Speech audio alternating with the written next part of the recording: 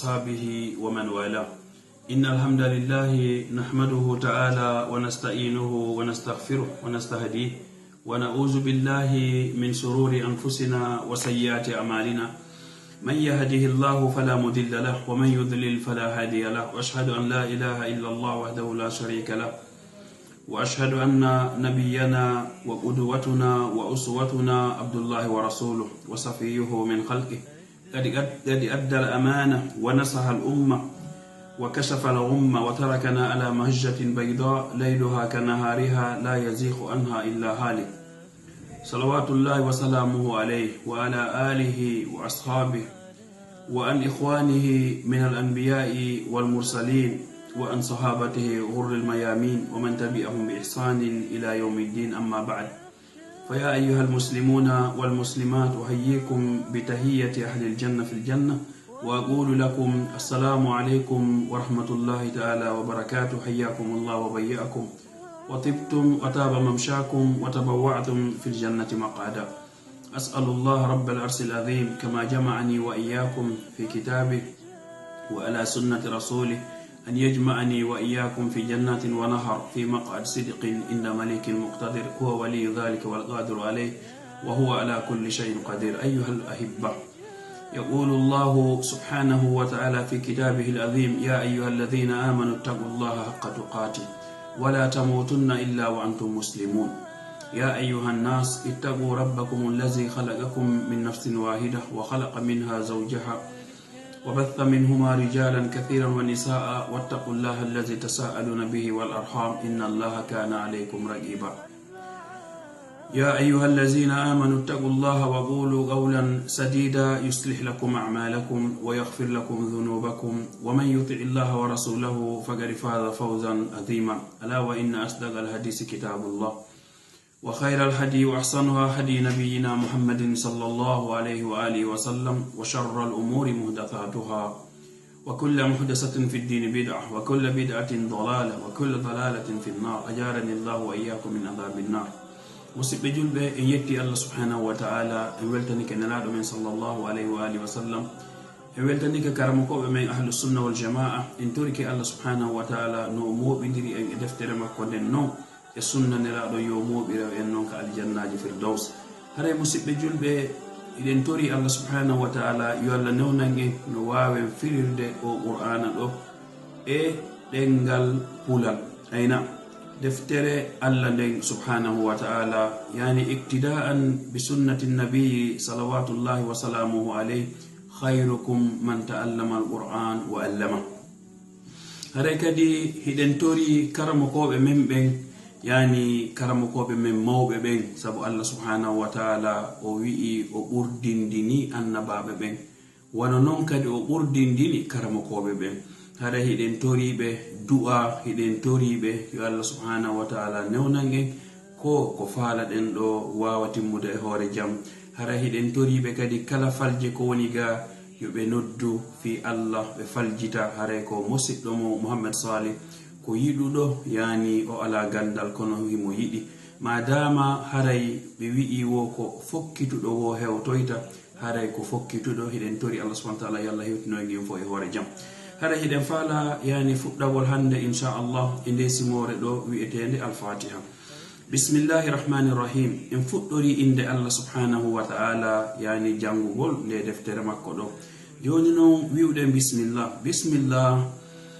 karamokoɓe ahlu sunna wal jamaa ɓen fo kala deftere nde ɓe fuɗɗoto windude, si en daari tawa ɓe waɗi muqaddima on, yani adiyo ɓe hewtude muqaddima on ɓe waɗa bismillah. ko fi honno ɓe waɗanta bismillah ko ñentingol deftere Allah nde subhanahu wa ta'ala. nelaɗo men kadi sallallahu alayhi wa alihi wa sallam kala lettere mo ɓe windanayno e lamɓe ɓen ɓe windayno bismillahi rahmani rahim, ɓe waɗa min muhammad ila fulan ila fulan. ayna hara en fuɗɗori inde Allah subhanahu wa ta'ala jangugol nde deftere ɗo. ko honno woni bismillah? yani ko ɗaɓɓirgol barki, torabol Allah barki, ɗaɓɓira Allah barki, yani hunde nde fuɗɗoɗen e munden woni. ko ɗum waɗi nelaɗo sallallahu alayhi wa sallam e maki hadis, hay si tawi wonandema karama koɓe wi hadis on ko daif, kala hunde fuɗɗorande tawa bismillah wo wala kare barke kinno uyti e mum. hare non ɗen reeni Allah subhanahu wa ta'ala deftere makko nden fo hino fuɗɗora bismillah, so wona suratul bara.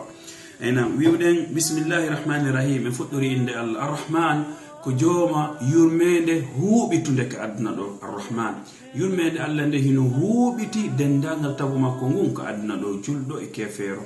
nafiki e gomdindo fop yurmede makko nden hino huubiti ka aduna do ayna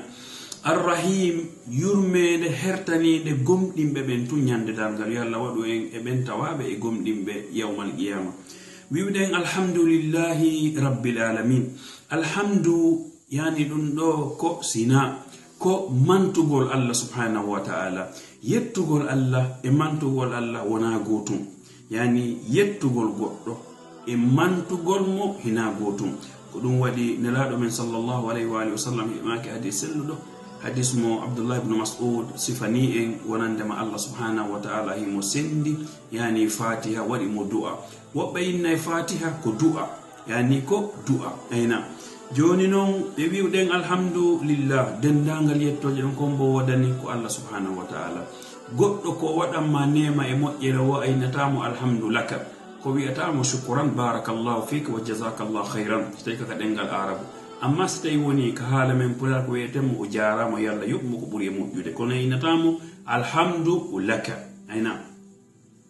wiwden alhamdu dendangal yettoje den lillahi ko Allah wodani ko hombo woni on Allah rabbil alamin jeydo takungo fu kanko Allah subhanahu wa ta'ala kanko jeymi jeyi on jeyi tagungo fu min hilan way wonde ko min jeyde deftere do ko min jeyi o kaftane an do yo kufune do kono mi jeya ko goddo wo borni ko ayna Allah non kanko jeyi fu kanko jeyi o kufune jeyi dolo ko jeyi do dolo ko arrahman yani mu yurmede mu hobiti ka aduna do juldo e mo wona juldo arrahim yurmede hertanide hombe gomdimbe ben tun nyande dalgal yalla wado en mabbe maliki yawmiddin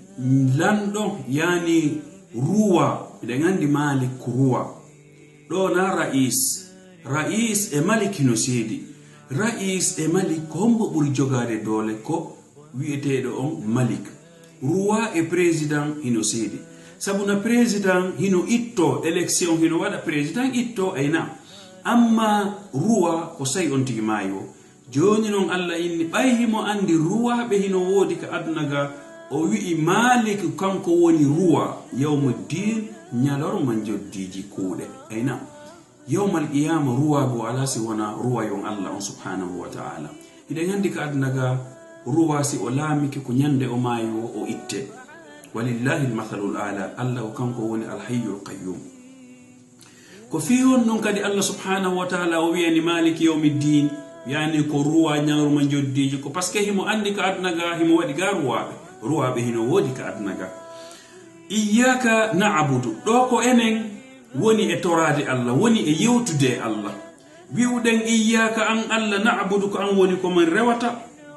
yani wa iyyaka ko an Allah kadi nasta'inu woni ko ben dabbirta ballal ko am woni ko men rawata Allah si men maapike kadi e si men maapake ko am men dabbirta ballal kono ko si men maapike men ɓurtama dabbirde ballal an Allah subhanahu wa ta'ala wi'uden honnon enen gomdimbe be ihdina an Allah fewnu men as-sirata lawol ene ko laawi din fo laawi ali di alaki o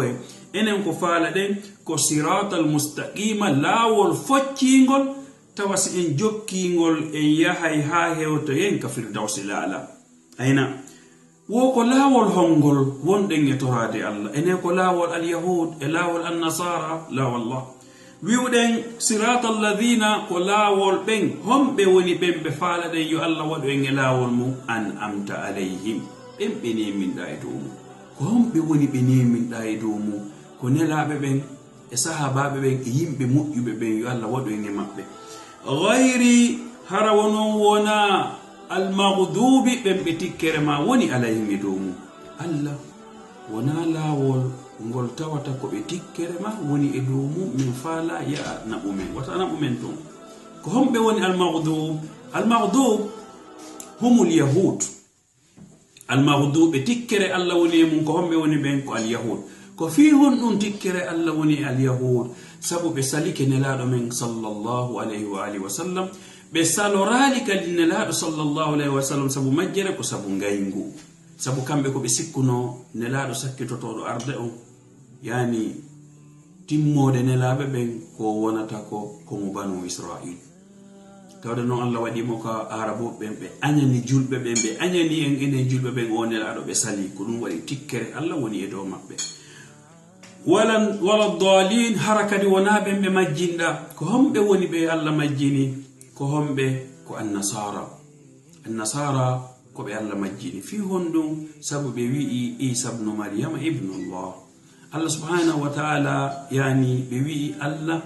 Isa ko biddo Allah dum do wona gonga hare dum do ko majjere de tawata kambe annasara hibi jokki emu hare Allah subhanahu wa ta'ala dandu en majjere de annasara wonde emu yo dandu en kadi tikkere makko wonde e men